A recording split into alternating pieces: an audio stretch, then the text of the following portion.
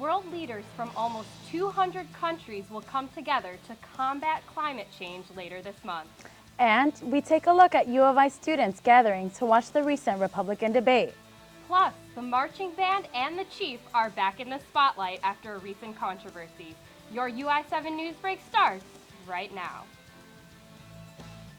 From the Richmond Journalism Teaching Studio at the University of Illinois campus, this is your UI7 Newsbreak, your U of I news source.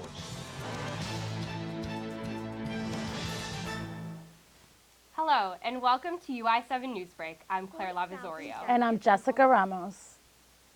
World leaders will hold a conference to find ways to improve climate change.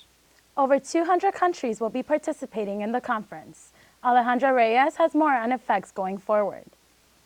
40,000 delegates from almost 200 countries will gather in Paris at the end of the month for the annual Conference of Parties. COP21 will mark the 21st time the world has come together to find a solution to climate change.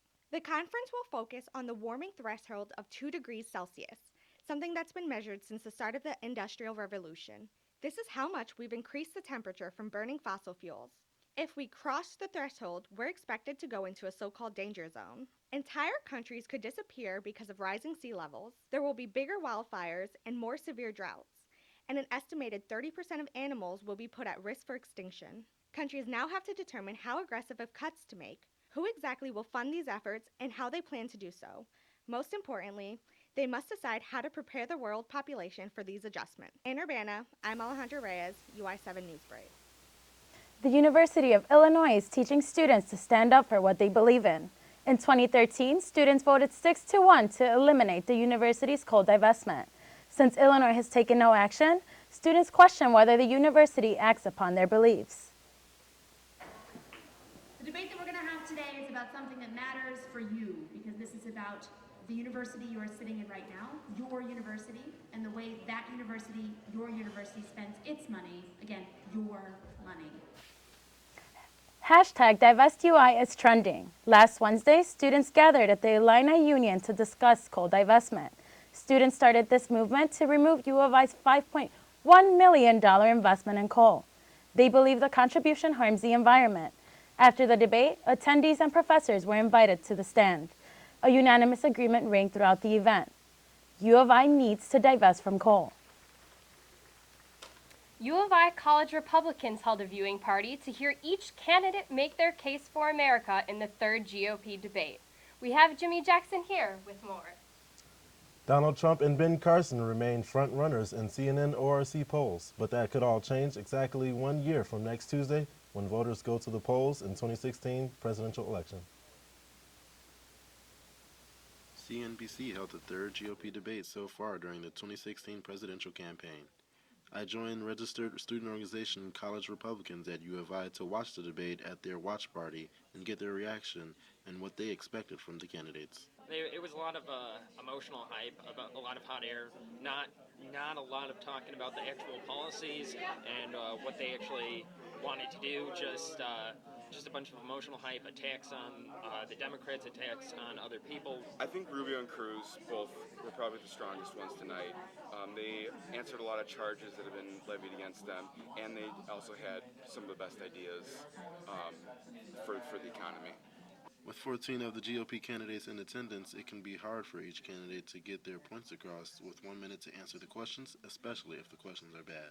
Throughout the debate, the candidates came together on one issue, which was the poor moderators. I think that they're not asking the questions in a very good way, and they're also trying to get people to really go at each other, just like the previous debates. They're really trying to get, like a food fight going on. I thought the moderators did a really poor job. They seemed like more about attacking the Republican candidates than answering questions and getting answers. The president of College Republicans enjoys watching the debates and seeing how other students with different views react to them. Since we've been in school, we've had 2 debate viewing parties. The first one was back in the Union, but it's entertaining. We have a broad group here with a lot of different favorite candidates, so you get to hear, what they think and hear them yelling out at different candidates that they like or don't like. Now that the third GOP debate is over, it will be interesting to see how poll numbers shape up in the future. For UI7 Newsbreak, I'm Jimmy Jackson. Up next, we look at the latest controversy involving Chief Illiniwek and one of his classic songs. Also, we'll take a behind-the-scenes look of a haunted house and see exactly how the magic happens.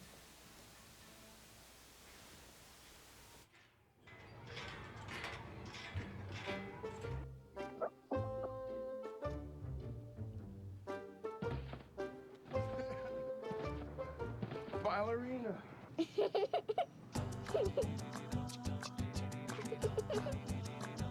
Sometimes all it takes to be a dad is remembering how to be a kid again. Take time to be a dad today.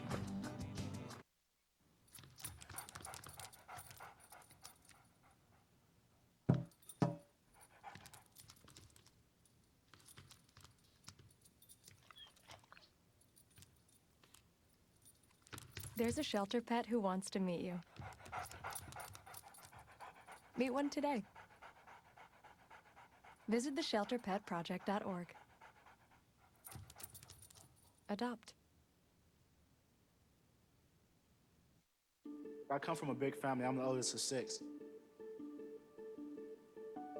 To me, being the first person to go to college, it's like setting a standard, you know?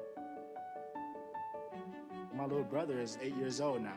I challenge his curiosity. I challenge him to dream. I have to paint a picture for him that he can look up to and live up to and possibly be better than. My name is Jaquez, and I am your dividend.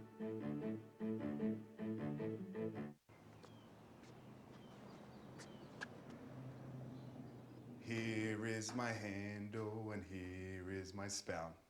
When I get all steamed up, then I shout. Tip me over and pour me out. Oh. The smallest moments can have the biggest impact on a child's life. Cheers. Take time to be a dad today. Even though the University of Illinois retired Chief Illiniwek in 2007, the controversy is still brewing.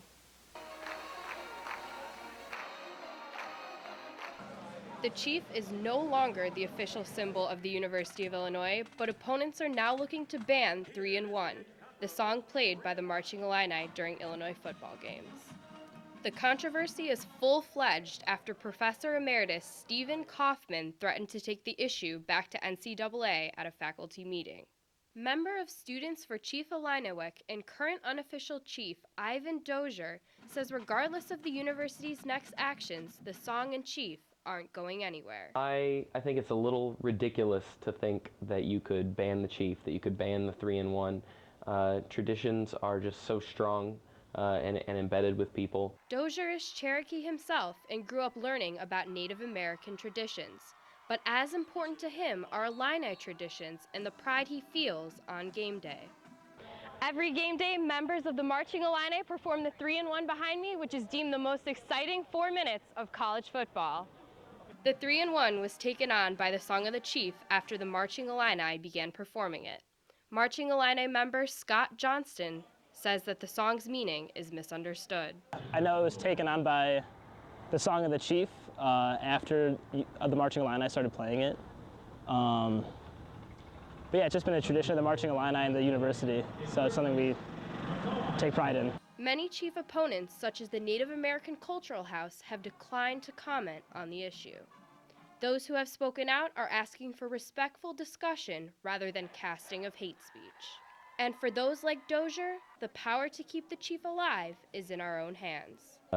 It may very well come to it that the politically correct police invade this campus and the university refuses to acknowledge its own history, but then it's on us. In Champaign-Urbana, I'm Claire Lavazorio, UI7 Newsbreak.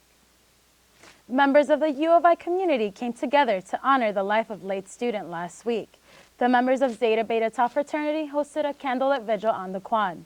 The vigil recognized Brett Lerner's involvement on campus and the memories his friends had. Lerner was killed in a car accident on his way to cover an assignment for WCIA, where he was a sports intern. Jonathan Jaffe, a junior in media and a good friend of Lerner, shared a tribute video including the best memories he had of his friend.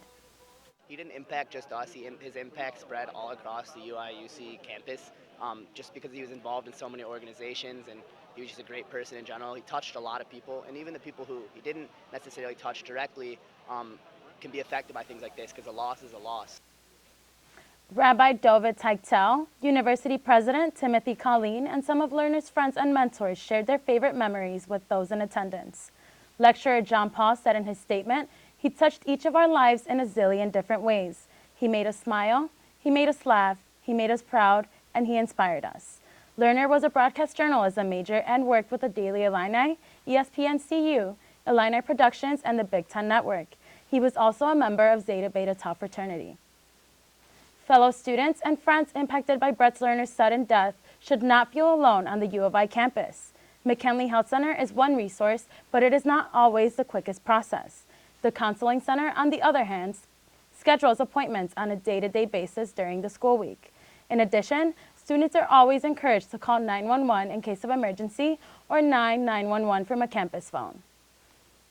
The spirit of Halloween is still alive in Urbana after the Nightmare on Grove Street. Superheroes, princesses, and spooky games filled the Douglas Park Community Center last Thursday. The annual Nightmare on Grove Street brought community members together to celebrate the holiday. Douglas Park manager Tiffany White shares the spirit of Halloween and was encouraged by the event atmosphere. Lots of costumes, lots of kids and families coming through, and they all seem excited. We're really excited, and this is just a safe space for them to enjoy Halloween activities.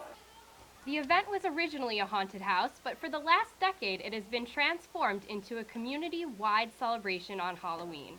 Fun, games, and especially candy took center stage and gave those in the community a chance to have a different trick-or-treating experience. Haunted houses were open for one final show this past weekend. UI7's Cassidy Williams has more on all the preparation that goes into giving you the perfect scare.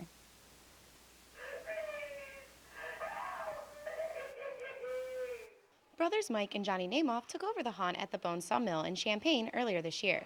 The goal was to improve the haunt and make it as successful as possible. The more money they make, the more money that gets donated to the Tom Jones Challenger League, which is a baseball league for kids with special needs. Manager Johnny Namoff says they enjoy the job and consider it putting on a performance. And we have fun. At 7 o'clock it's showtime. Like any show, it takes a big team to put it together. Before the haunt ever opens its doors, sound guys, prop guys, lighting guys, and more work together to enhance the experience. Days when the haunt is open, crew members start arriving as early as 9 a.m. to clean up from the night before.